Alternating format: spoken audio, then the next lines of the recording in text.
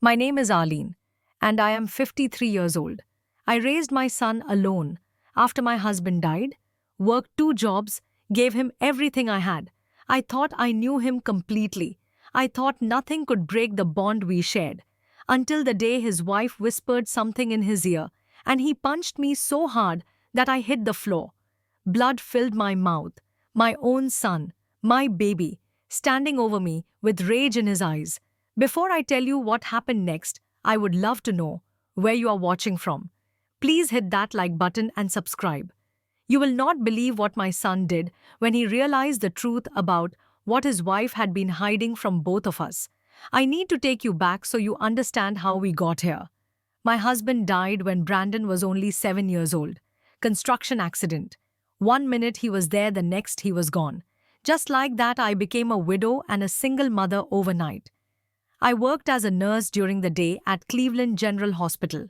Then I would come home, make dinner for Brandon, help him with homework, tuck him into bed.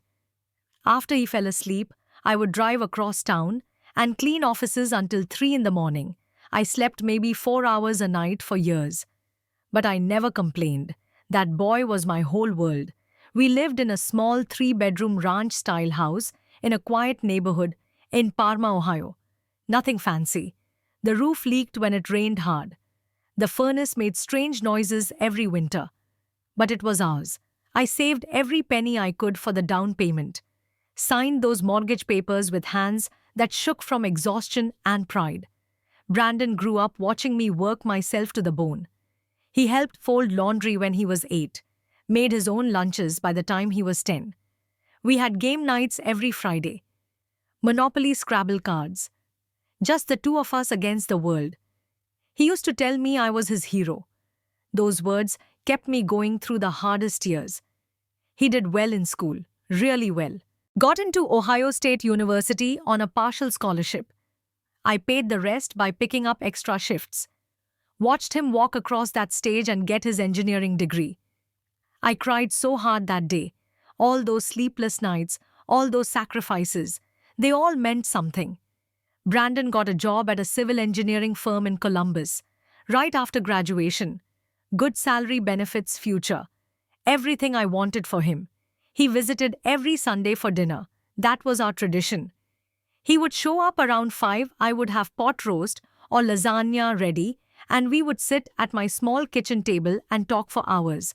By the time I turned 50, I had finally paid off the house. 30 years of mortgage payments. Done. The house was mine, free and clear. I had a small retirement savings from the hospital. Nothing extravagant but enough. I could finally breathe. I spent my mornings drinking coffee on the front porch watching the sun come up. I tended to my rose garden. The red ones were my favorite. I watched old movies in the evening. Simple pleasures. My friend Dorothy, a nurse I worked with for 20 years, lived 2 streets over.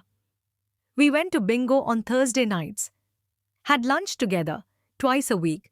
Life was peaceful, quiet. I thought I had earned that peace.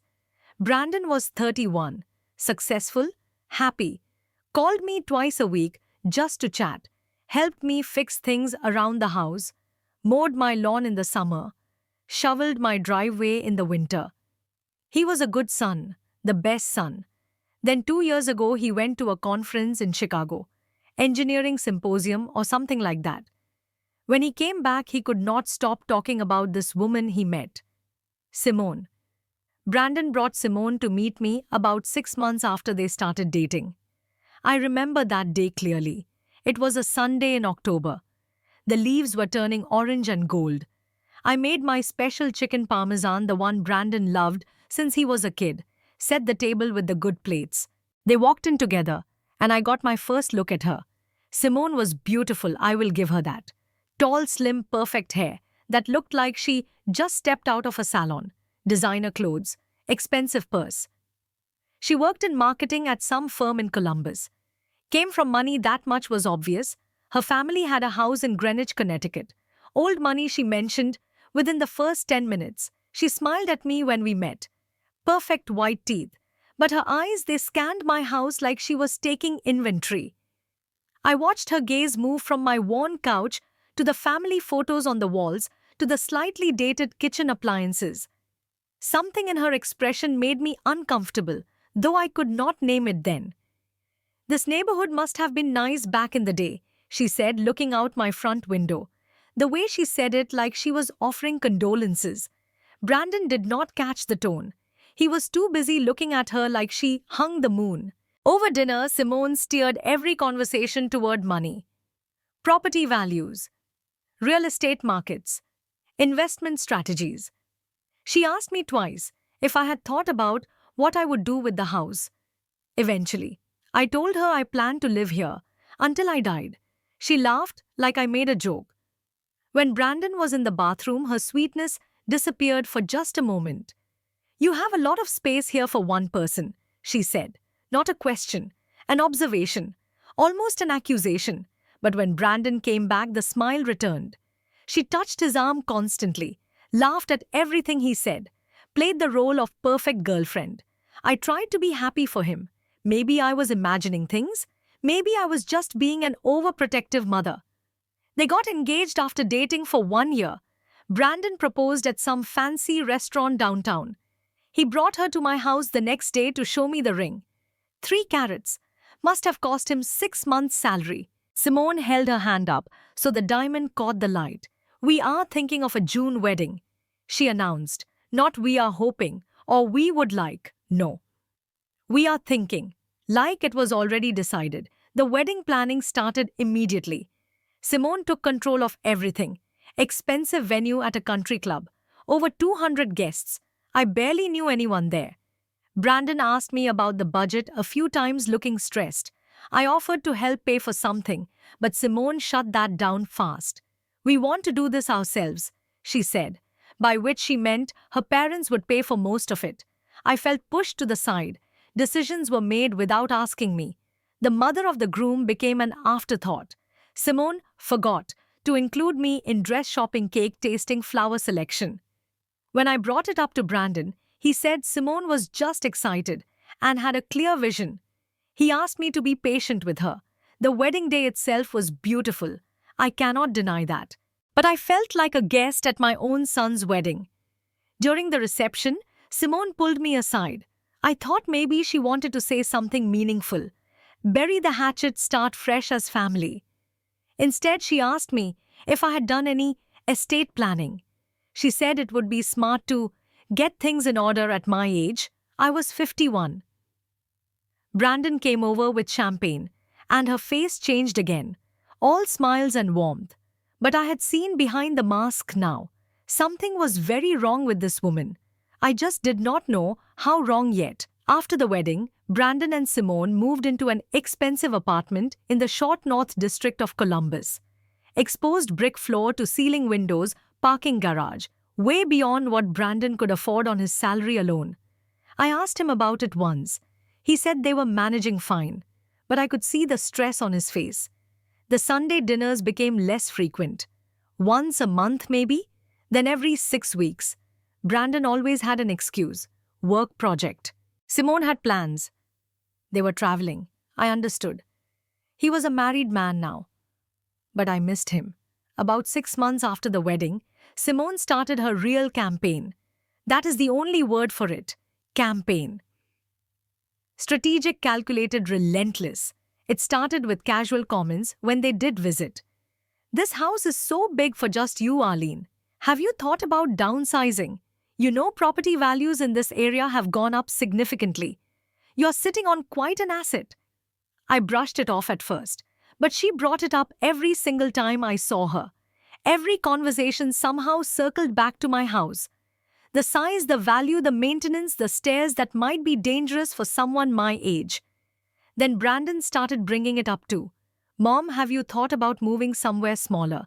Maybe a condo, something with less upkeep?" I knew those were not his words. That was Simone speaking through him. I told him no. This was my home. I worked my whole life to pay for this house. Every single payment I made on time for 30 years. I was not selling it just because Simone thought I should. Simone shifted tactics. She started sending Brandon articles. I saw them on his phone once when he left it on my kitchen counter.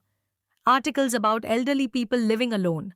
falls, home invasions, medical emergencies with no one there to help. She was planting fear. Then came the suggestion that they move in with me to help take care of you, Simone said with fake concern. She painted this picture of us all living together, one big happy family.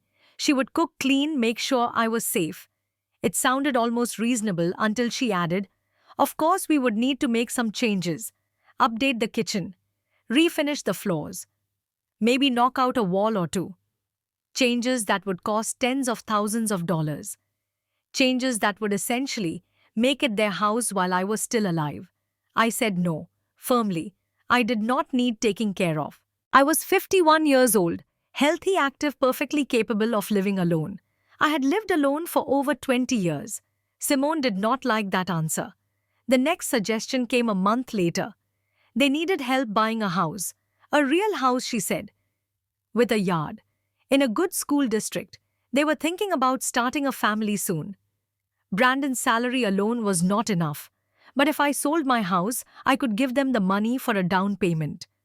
I could live in their spare bedroom. They would take care of me. The audacity of it took my breath away. She wanted me to sell my home, give them the money, and become dependent on them. I would have no house, no independence, no security. Just their spare bedroom and their charity. I told Brandon absolutely not.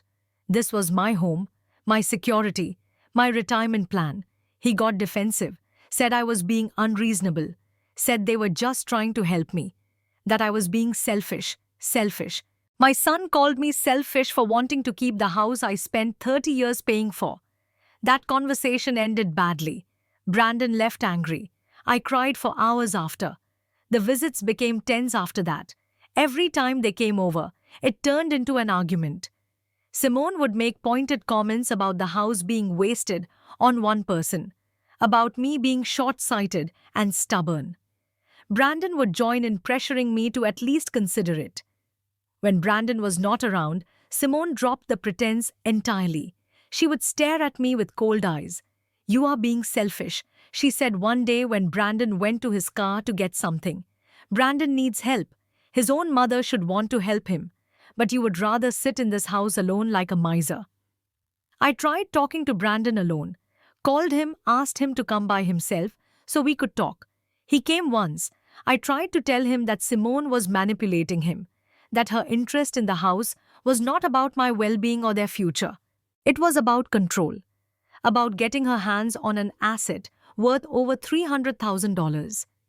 He did not want to hear it. He defended her, said I did not know her like he did, said I was imagining things because I never liked her. That was not true. I wanted to like her. I wanted to love her, because my son loved her. But she made it impossible. Brandon started screening my calls. My texts went unanswered for days. The Sunday dinners stopped completely. I had not seen him in 3 months. 3 months without my son, the boy I raised alone, the center of my world, for over 30 years. I talked to Dorothy about it over coffee one morning. Told her everything. She listened, then looked at me with sad, knowing eyes. "That girl wants your house, Arlene. And she is going to keep pushing until she gets it. Girls like that always do." I went home and cried. I felt like I was losing my son to this woman. She was driving a wedge between us, turning him against me. The boy who used to call me his hero now looked at me like I was the enemy. I did not know what to do, so I did nothing. I stayed in my house, tended my garden, tried to live my life, hoped Brandon would come to his senses eventually. Then one Thursday afternoon in late March, my phone rang. Brandon. My heart jumped. I answered immediately. His voice was cold. "We need to talk, face to face. I'm coming to the house tomorrow at 2. Then he hung up before I could respond. I barely slept that night. Maybe this was it. Maybe he was ready to reconcile. Maybe we could work things out. I cleaned the house, made cookies, the kind he loved as a kid. Tried to prepare myself for whatever conversation was coming. Friday afternoon arrived. I had changed clothes 3 times, nervous as a teenager, before a first date. The cookies sat cooling on a rack in the kitchen. I kept looking at the clock. 1:30. 1:40, 1:50. At precisely 2, I heard a car pull into my driveway. I looked out the window and saw Brandon's SUV. He got out of the driver's side. Then Simone emerged from the passenger side. My stomach dropped. I had not known she was coming. This was not going to be the reconciliation I hoped for. I opened the door before they knocked. Brandon walked past me without a hello. No hug. His face was set in hard lines. Simone followed her heels, clicking on my hardwood floors. She wore a designer outfit, looked like she was going to a business meeting. I was in jeans and a sweater. Suddenly I felt old and frumpy in my own home. "Sit down," Brandon said. Not "hi mom" or "how are you?" Just "sit down," like I was the child and he was the parent. We went to the living room. Brandon and Simone sat together on the couch. I took the armchair across from them. The coffee table between us felt like a chasm. "We need to settle this," Brandon started. "This situation cannot continue." "What situation?" I asked, though I knew exactly what he meant. Simone leaned forward. "Arlene, you have been lying to us." Her voice was sharp, accusatory. "You told Brandon you did not have any savings, that you were barely getting by on your pension. But we know that is not true." I stared at her. "I never said I did not have savings. I said I was not giving you money to buy a house." "You promised us the house," Simone said. Her eyes were hard. "Brandon told me you promised him that when you passed, the house would go to him. But now we are hearing you are thinking about putting it in some kind of trust, or maybe even selling it and spending all the money yourself." "I never promised anything," I said, my voice rising. "And I can do whatever I want with my own house. I paid for it. It is mine." Brandon's face flushed red. "We are struggling, Mom. Do you understand that? We are drowning in debt. We need help. Your own son needs help, and you are hoarding this house like it is some kind of treasure." "I am not hoarding anything. This is my home. I am 53 years old. I plan to live here for another 30 years, God willing. You cannot expect me to give up my security for you." Simone stood up. She started pacing, her heels clicking with each step. "You are unbelievable. After everything Brandon has done for you, mowing your lawn, fixing things, visiting you when he should be focused on his own life. And this is how you repay him. Repay him." I stood up, too, anger flooding through me. "I raised him, alone. I worked 2 jobs for years. I put him through college. I gave him everything. He does not owe me anything, and I do not owe him my house." The room crackled with tension. Brandon stood now too. We were all standing, voices getting louder. "You are being selfish," Brandon said. The word again, selfish. "I'm being practical. What you are asking is not reasonable. You want me to give up my home so you can have an easier life. That is not how this works." Simone's face twisted with anger. She moved closer to Brandon, whispered something in his ear. I could not hear the words, but I saw Brandon's expression change. Confusion, then shock, then rage flooding his features. "What did you just say?" I asked. "What did you tell him?" Brandon's hands clenched into fists. "How could you?" His voice shook. "How could you say that about me?" "Say what, Brandon? I did not say anything. What is she talking about?" "Do not lie to me." He took a step toward me. I backed up. "You told her you wish I was never born. You told her you regret everything you did for me. You called me a disappointment." The words hit me like a physical blow. "What? No, Brandon. No, I never said anything like that. I would never say that." "She is lying," Simone said from behind him. "She said it to me last week when you were at work. I came by to try one more time to talk to her. She said all of it, every word." "That is not true," I said, my voice cracking. "Brandon, please. I did not say that." "She's lying. Why would I ever say that?" "Because you are bitter," Simone hissed. "Bitter and alone, and you want to drag everyone down with you." "Get out of my house," I said. "Both of you, get out now." "This is the real you, is not it?" Brandon said. His face was red, veins standing out on his neck. "All those years playing the martyr. Poor Arlene, working so hard, sacrificing so much. But you resent me, you always have." "That is insane." "Brandon, listen to yourself. She is manipulating you. I never said any of those things. She is my wife. He moved closer. I backed toward the wall. Why would she lie? Because she wants this house. That is all she has ever wanted. Can you not see that? He was right in front of me now. I had never seen him like this. My son, my baby, looking at me with pure hatred. Brandon, please, I whispered. Listen to me. I love you.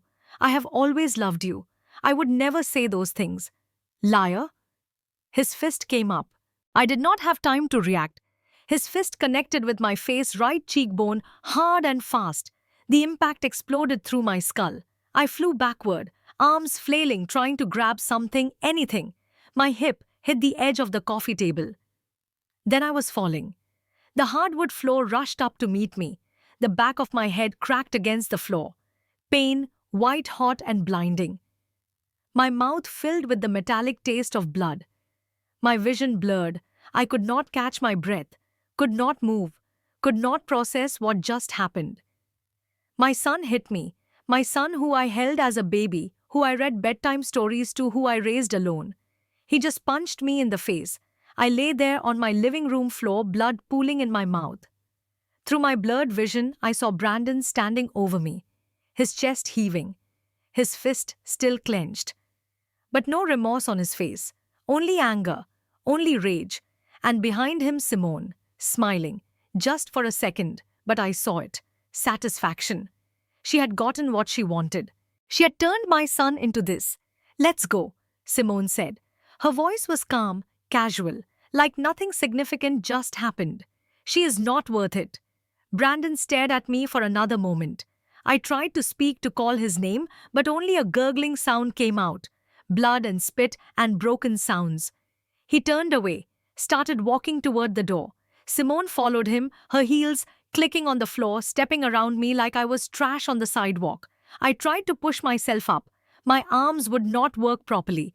The room spun. I could hear them at the door, heard the door open. They were leaving. They were just going to leave me here bleeding on my floor. I tried again to get up. The room tilted violently. A strange darkness crept into the edges of my vision, not just from the blow to my head. Something else, something wrong. My body started to shake, not just trembling, violent convulsions. I had no control. My head jerked back, hitting the floor again.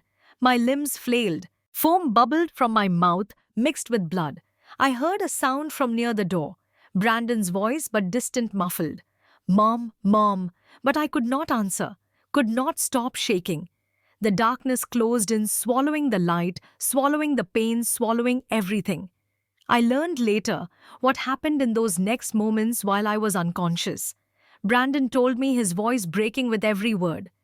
He had been at the door, hand on the knob, ready to walk out. Simone was already outside, walking toward the car. Then he heard the sound, a choking, gasping sound. He turned around. I was on the floor, my body rigid, convulsing. My eyes had rolled back. Foam and blood bubbled from my mouth. He said I looked like I was dying. Terror hit him. Pure primal terror. He ran back to me, dropped to his knees. Pam. He shook me, but my body just kept seizing. Simone appeared in the doorway. What is wrong with her? Call 911, Brandon screamed. Call 911 now. She's just being dramatic, Simone said. She's trying to make you feel guilty. Let's just go. Brandon turned on her with such fury that she stepped back. Call 911 or I will divorce you right now. She made the call. Brandon held me, trying to stop the convulsions, crying, begging me to be okay. The paramedics arrived within 7 minutes. Our neighbor, Mrs. Patterson, had heard shouting and then screaming. She had already called.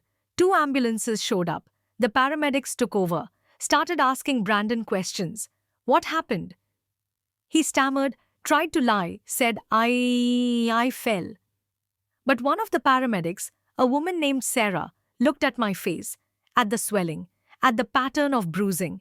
This looks like impact trauma, she said. Like someone hit her.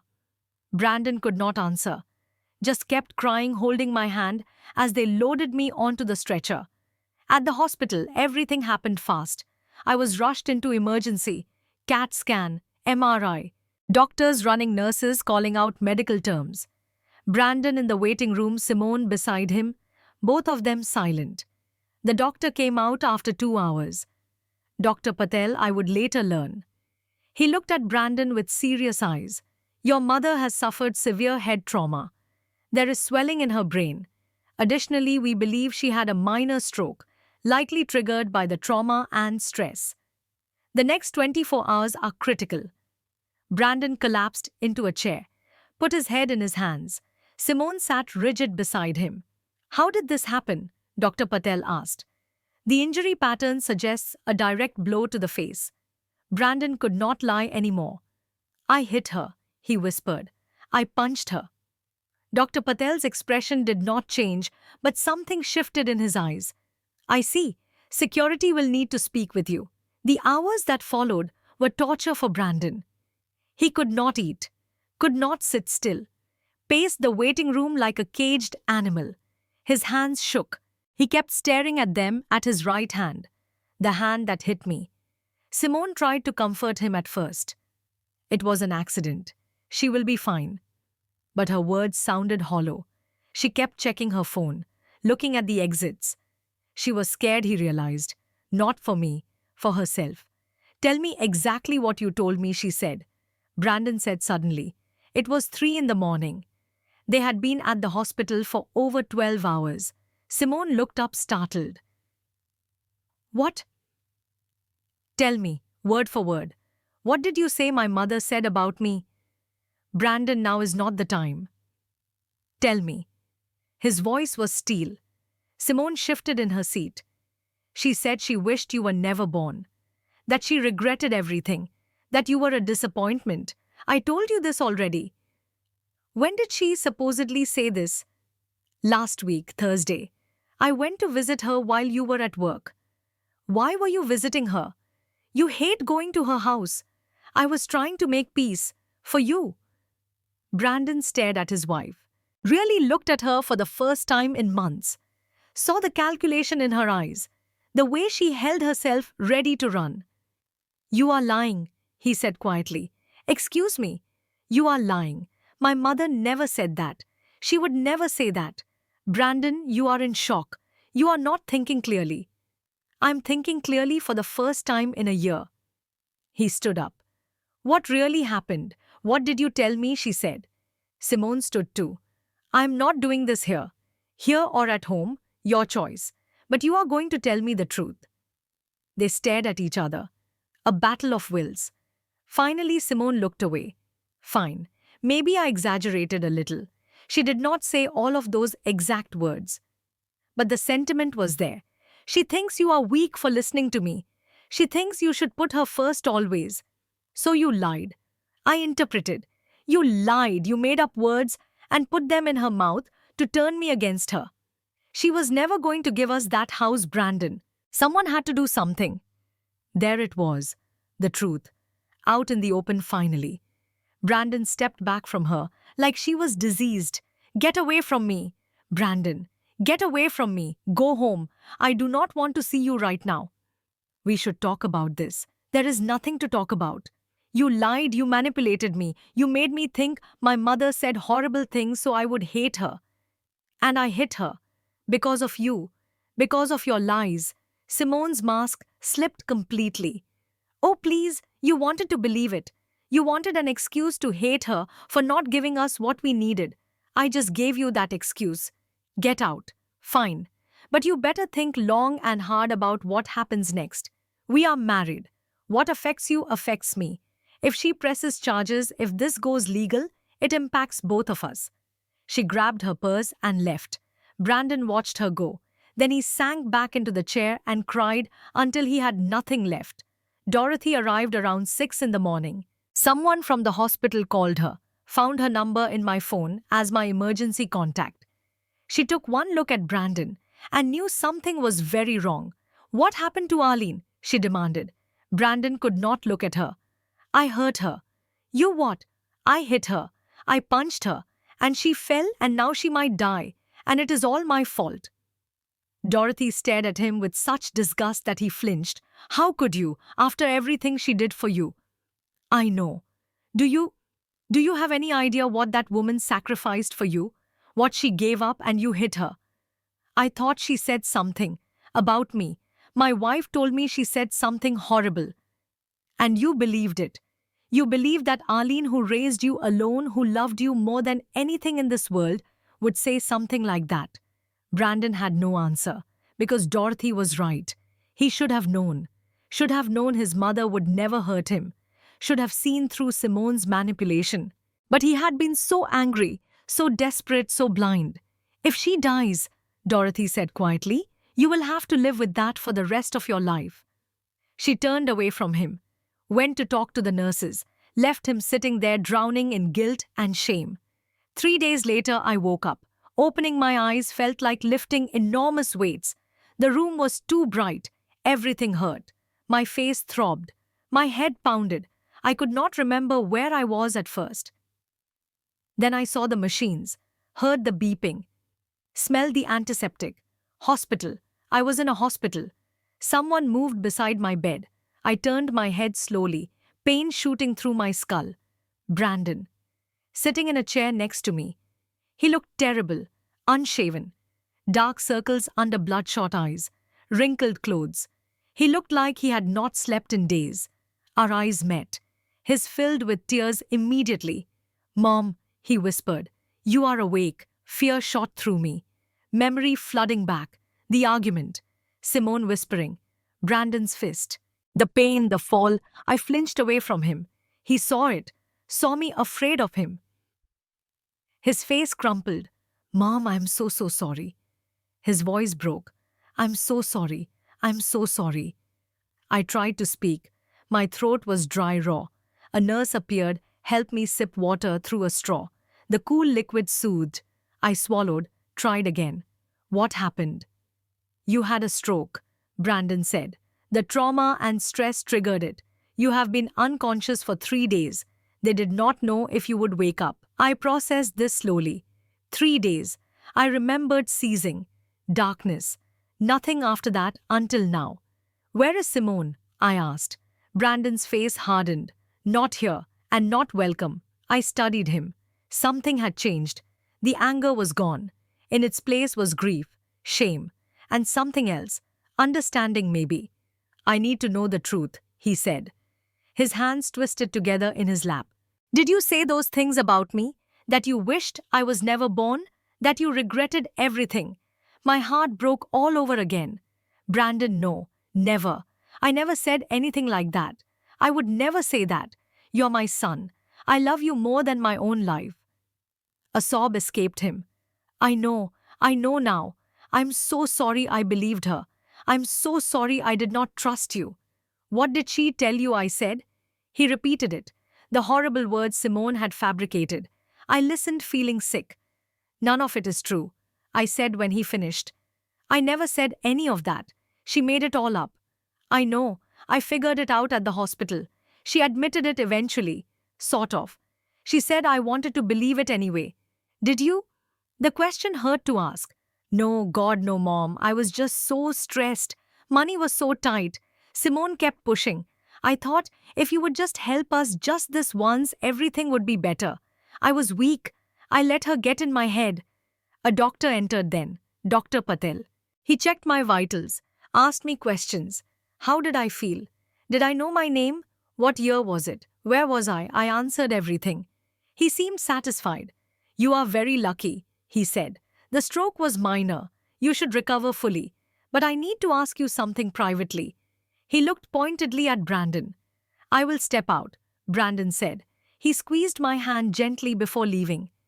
The gesture was so familiar, so like the old Brandon, that tears pricked my eyes. When he was gone, Dr. Patel pulled a chair close. A nurse remained in the room, I noticed. Protocol probably. Arlene, I need to know. Do you feel safe? Did someone do this to you? I could have lied, could have protected Brandon. Said I fell. Said it was an accident. Part of me wanted to. He was my son, my baby. But another part, a stronger part, knew I could not. My son hit me, I said quietly. He punched me in the face. His wife lied to him. Told him I said terrible things about him. He believed her and he hit me. Dr. Patel nodded slowly. I am required by law to report this. The police will need to speak with you. I understand. And I did. This was not just about me anymore. This was about right and wrong, about consequences, about Brandon learning that actions have costs. The police came an hour later, a detective named Williams. Mid-40s, kind eyes, patient voice. She asked me to tell her everything. So I did. From the beginning. How Simone wanted my house, how she manipulated Brandon, how she lied. The punch. All of it. Do you want to press charges? Detective Williams asked. I hesitated. He was my son, but he was also a 33-year-old man who attacked his mother. Yes, I said finally. I do. She nodded. He is already here. Would you be willing to speak with him present? We need his statement. Okay. They brought Brandon in. His face was pale. When he saw the detective, he knew. He knew what was coming. Brandon Mitchell, Detective Williams said. Yes. Did you strike your mother, Arlene Mitchell, on March 22nd? Brandon looked at me. I looked back. Our eyes held. Yes, he said. I hit her. It is my fault. All of it. He confessed everything. Did not try to make excuses. Did not blame Simone, though he explained what she had said. He took full responsibility. The detective took notes, read him his rights. He did not ask for a lawyer. I deserve whatever happens, he said. I hit my mother. There is no excuse for that. They did not arrest him right there. Detective Williams said she would be in touch. But we all knew charges were coming. After she left, Brandon and I were alone again. The silence stretched between us, heavy with everything broken. I do not expect you to forgive me, he said. I would not forgive me. I do not know if I can. I admitted. Not yet. Maybe not ever. You hurt me, Brandon. Not just physically. You chose her over me. You believed I would say horrible things about you when I never gave you any reason to think that. I know. You need to leave now. Okay. He stood, moved toward the door, stopped. Mom, I love you. I have always loved you. I know I have a terrible way of showing it right now, but it is true. I know, I said, but love is not enough sometimes. He left. I cried for a long time after. Dorothy came later, held my hand. Let me talk, let me cry, did not offer platitudes or easy answers, just sat with me in the pain. But there was one more thing that needed to happen, one more person who needed to face the truth. Simone showed up the next day. She walked into my hospital room like she owned the place. Expensive outfit, perfect makeup, confident stride. She expected me to be weak, expected me to be afraid. Arlene, she said, we should talk. Get out. Now wait. Before you do anything rash, you need to understand the consequences. If you press charges against Brandon, it will ruin his career, his reputation, everything. Is that really what you want? I want you to get out of my son's life. That is not your decision. Actually, a voice said from the doorway. Brandon. He walked in, stood between us. It is exactly her decision, and mine. I want to divorce Simone. Her confident expression cracked. You do not mean that. I do. I spoke to a lawyer this morning. Papers will be filed by the end of the week. Brandon, you are upset. You are not thinking clearly. We can work through this. There is nothing to work through. You lied to me. You manipulated me into attacking my mother. You made me into someone I do not recognize. It is over. Simone's mask fell away completely. Rage flooded her features. You are pathetic, both of you. She turned on me. You know what? I am glad he hit you. You deserve it. Sitting in that house like some kind of dragon, hoarding gold. That house should be mine. We earned it. You earned nothing, I said. My voice was weak but clear. You married my son and immediately started trying to steal from me. Steal, I was trying to help us build a life, but you were too selfish to see it. Help yourself, you mean? Detective Williams stepped into the room. She had been waiting in the hall, I realized. Miss Simone Harper, she said. Simone spun around. Yes. I need to speak with you about potential charges of filing false reports and attempted fraud. The color drained from Simone's face. What? I pulled out my phone. My hand shook, but I managed. I was not as naive as you thought, I said. I recorded our conversations. I saved your texts. I have evidence of everything you said, every plan you made. I had started recording things 2 months ago when I realized how bad things were getting. Dorothy had suggested it, just in case she had said. Now I was grateful. Detective Williams took my phone, looked at the files, looked at Simone. We will need you to come to the station. Simone's rage exploded. This is ridiculous. I did not do anything illegal. Arlene is making this up because she hates me. The recordings suggest otherwise, Detective Williams said calmly. You can come voluntarily, or I can arrest you here. Your choice. Simone looked at Brandon. Are you going to let them do this? Yes, he said simply. You did this to yourself. She stared at him, at me. Her perfect facade shattered completely. She grabbed her purse and stormed out. Detective Williams followed. Brandon and I looked at each other across the hospital room. Thank you, he said quietly, for exposing her, for not protecting her. I did not do it for you, I said. I did it for me. She threatened me. She tried to take everything from me. And she almost succeeded. He nodded. Understood. I will go now. But Mom, I meant what I said. I want to make this right. However long it takes. It will take a very long time, I said. If it is even possible. I know. He left. I lay back against the pillows, exhausted, but somehow lighter. The truth was out. All of it. And I had not backed down.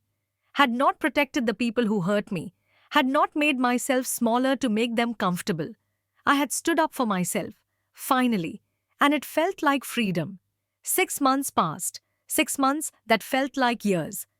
The legal process was long and complicated. Brandon accepted a plea deal. Assault charges. He got probation, mandatory counseling, community service, and a restraining order. At my request, he could not come near me unless I initiated contact. People thought that was harsh. Dorothy even questioned it. He is your son, she said gently. He made a terrible mistake. He is trying to make amends.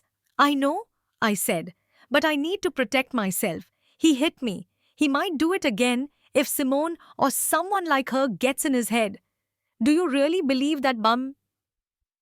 I do not know. And until I know for sure, I need boundaries. The restraining order stood. Brandon did not fight it. He wrote to me instead. Long letters sometimes, rambling, always honest. He detailed everything. His therapy sessions, what he was learning about manipulation and codependency. How he had let Simone control him because he was afraid of being alone. How he had taken his frustrations out on the one person who never deserved it. He apologized in every letter, but he did not ask for forgiveness, did not beg me to drop the restraining order, just told me he understood, that he would spend the rest of his life trying to be better. I read every letter. Sometimes I cried, sometimes I felt nothing, sometimes I felt something like hope. The divorce went through quickly once Simone realized she would not get anything. No house, no settlement. Brandon had nothing to give her anyway. He had debt, a criminal record, and a ruined reputation at work. They let him go. Too much liability, they said. He found another job eventually, lower pay, but he took it without complaint. Simone faced her own legal troubles. The recordings I provided showed clear evidence of her manipulation and attempted fraud. She took a plea deal too. Fines, probation. She left Ohio entirely, moved back to Connecticut. I heard through the grapevine that her family cut her off. Even they had standards apparently. I went through my own healing process. Physical therapy for my head injury. Regular checkups to monitor for more strokes. Counseling to deal with the trauma. My therapist, Dr. Linda Chambers, helped me understand something important. I had spent my whole life giving. To my husband when he was alive. To Brandon after. To my job. To everyone except myself. I had defined my worth by how much I could sacrifice. You taught Brandon that your needs did not matter. Dr. Chambers said gently. Not intentionally. But when you gave and never set boundaries, He learned that taking from you was acceptable. That hurt to hear, but it was true. I started learning to set boundaries, to say no, to prioritize my own needs. It felt wrong at first, selfish.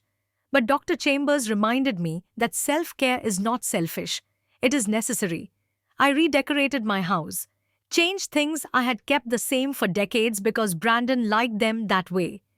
Painted the living room a soft sage green instead of the beige it had always been. Got new furniture, made the space mine again. I started taking art classes at the community center. Discovered I loved watercolors. My paintings were not very good, but I enjoyed creating them. That was enough. Dorothy and I traveled. Just a weekend trip to Chicago. Saw a musical. Ate deep dish pizza. Laughed until our sides hurt. I realized I had not laughed like that in years. I joined a support group for people who had experienced violence from family members. Hearing other stories helped. Knowing I was not alone helped. I made friends there, real friends, people who understood. Slowly, month by month, I rebuilt myself. Not into who I was before, that person was gone, but into someone new, someone stronger, someone who knew her worth. Brandon kept writing. I started writing back after 4 months. Short notes at first, then longer letters. We were not reconciled, but we were communicating. It was something. In one letter I wrote, I do not know if I will ever fully forgive you. The trust is broken, maybe permanently, but I'm trying to understand. And I hope you keep working on yourself, not for me, for you. He wrote back, I do not deserve your understanding, but I'm grateful for it. And you are right. I need to do this for myself, to become someone I can live with. I did not drop the restraining order though. Not yet. Maybe not ever. That was okay. I needed to know I was safe more than I needed to rebuild our relationship. I think about what happened a lot. About how close I came to losing everything. My home, my safety, my life, all because I raised my son to believe he was entitled to what was mine. But I also think about how I stood up for myself in the end. How I did not protect Brandon from consequences. How I chose myself. That was new, and scary, and necessary. People ask me sometimes if I still love Brandon. The answer is complicated. I love the little boy he was. I love the memory of who I thought he would become. But the man who hit me, I do not know that person. And I do not know if I can love someone who hurt me that way, even if he is sorry. Maybe that makes me a bad mother. Or maybe it makes me human. I'm learning to be okay with not having all the answers, with living in the gray areas, with protecting myself even when it hurts other people. I look at the pictures of Brandon on my mantle sometimes. Him as a baby, a toddler, on his first day of school, high school graduation, college graduation, his wedding day looking so happy next to Simone. That boy is gone. Maybe he will find his way back to something close. Maybe not. But either way, I will be okay, because I finally learned that the person who needed saving all along was me. And I did it. I saved myself. My house is still mine. My life is still mine. My future is still mine. And nobody, not even my own son, can take that away from me again. I'm 53 years old. I thought my story was over, that I had lived the hard parts and earned my peace. But life does not work that way. Sometimes the hardest battles come when you least expect them, from the people you least suspect. But I survived, and I am still here, still standing, still growing, still learning. That is enough. I'm enough. And that is the real lesson. Not about forgiveness or family or second chances, but about knowing your worth, about setting boundaries, about choosing yourself even when it is hard, even when it hurts, even when everyone tells you that you are wrong. I chose me, and I would do it again. Have you ever had to set boundaries with someone you love? Has anyone close to you tried to manipulate you out of something that was rightfully yours? I would love to hear your thoughts in the comments below. Please hit that like button if the story resonated with you, and subscribe so you do not miss future stories. Share this with someone who needs to hear that it is okay to put themselves first. Thank you for listening to my story. I hope it helps you in some way. May you always have the courage to stand up for yourself no matter who is on the other side. Take care of yourself. You deserve it.